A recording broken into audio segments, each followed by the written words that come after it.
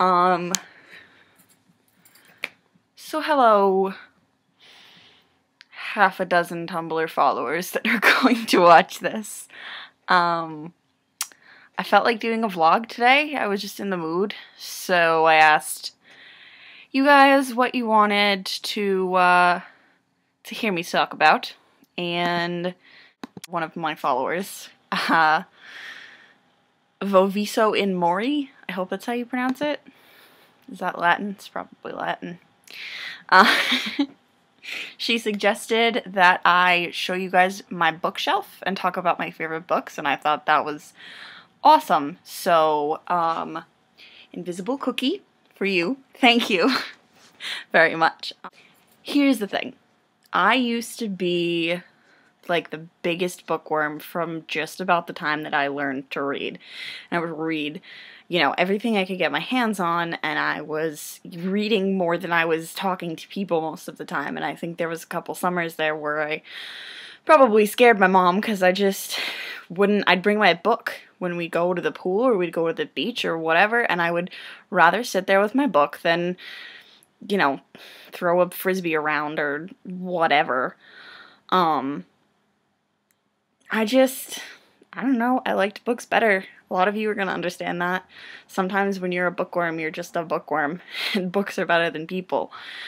But around the time that I got to high school, I think it was, I started doing band, and, you start getting more homework and, assigned books that you have to read. And I kind of stopped reading as much, and I still love it, and I still try to take the opportunities, but a lot of my free time is now the internet, and, it's one of my biggest regrets, I would probably say, that I don't read books very much anymore.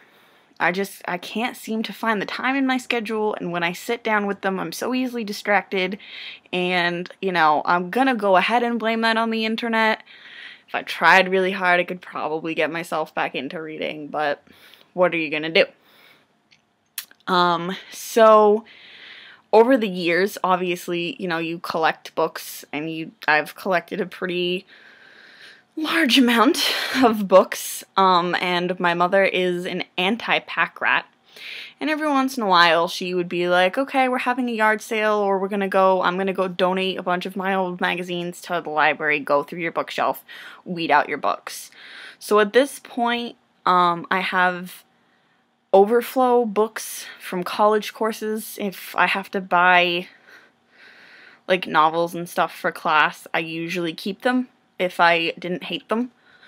So, the further back in time you get, the more, a lot of superfluous stuff has been weeded out, and it's just, my very favorite books, or, the really special ones, or, the ones that were gifts. Let's get started. So my bookshelf, right now, is shoved into one corner of my room, and it is, I'm gonna put this down. Probably 6 feet high if you pretend that I'm just under 5.5. But there is overflow, as you can see. There's a handy dandy thingamaboober over my desk that's like a shelving unit, and there are books and magazines and books and my high school diploma and some trophies. And there's a little bit of overflow on this little shelf. That's mostly school books. A couple of assorted things. Let's talk about some books. Let's see. Okay. This is the book that I'm in the middle of reading, and I've been reading it for more than a year, and it's taking me forever. It's called The October Horse, and it's a novelization of the end of Caesar's reign and the beginning of Augustus's reign in ancient Rome. And it's really good, but I have to be in the right mindset for it. It took me a long time to get used to it because it's all the Latin names and Latin terms and stuff. And I mean, there's a dictionary in the back, but it's flipping back and forth, and there's 1,000 and 47 pages of actual text, and then there's like afterwards in the glossary and stuff. And I'm currently on 913, so I'm doing good. I'm almost done. I'm hopefully going to finish it soonish. And actually, I picked the book initially from a book sale because it's by this author, Colleen McLeod, who also wrote The Thornbirds. If you haven't read The Thornbirds, read The Thornbirds. I am serious. It was a miniseries in the 80s, I think, that my mom knew what it was, and it's just a really, it's a great book. It's about a priest who falls in love with a girl, and it's set in Australia, and it follows like 3 generations of this family. So it's just a really good book. It's just one of my favorite books. So that's why I picked that book initially, I think in a book fair last year, because of this book. This is on my list of like one of my favorite books ever, from what I used to read. We have Wicked. I also have A Lion Among Men and Out of Oz. The only one I don't have is Son of a Witch, which is the second book in the series. And if you are a fan at all of the musical Wicked and you like to read this series. It is very different. It was the inspiration for the musical. The book came first. The book came like 90s, 92 or something crazy.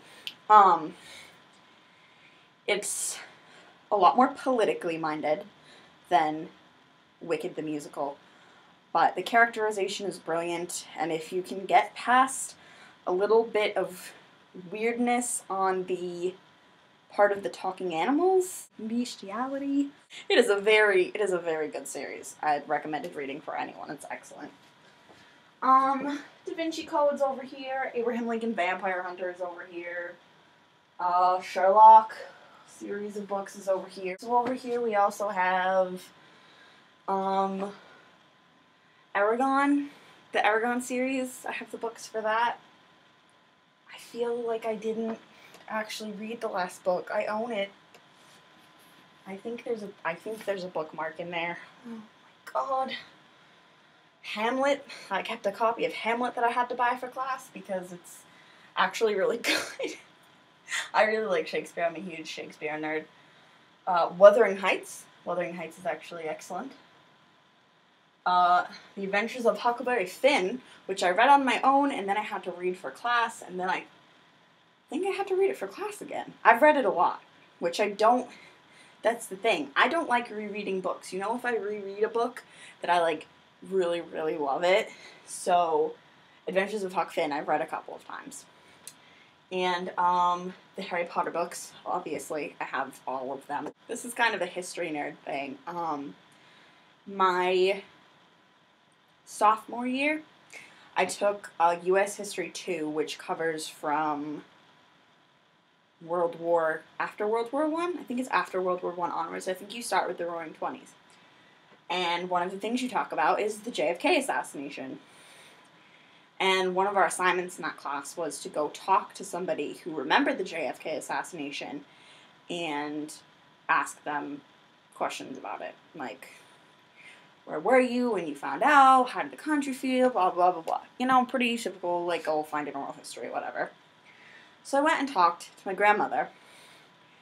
And as it turns out, there was I want to say it was a congressional committee that were hired to investigate JFK's assassination. And they were the Warren Committee. And they published this big important report like a year after it happened called the Warren Report. My grandmother had the Warren Report. Like, they published copies of it and sold it so people could read it. The Associated Press, the Warren Report, alright? This is legit, guys. This is legit. Published. I don't know if there's a year on. So this was the original Warren Report, right? So she gave it to me. She was like, here, have it, keep it. You know, it's just sitting on my bookshelf with my old National Geographics. So I brought it into class. And I genuinely thought my history teacher was going to have an aneurysm. He was young. He was only 30, so like he wasn't an old guy. He hadn't like lived through the assassination or whatever.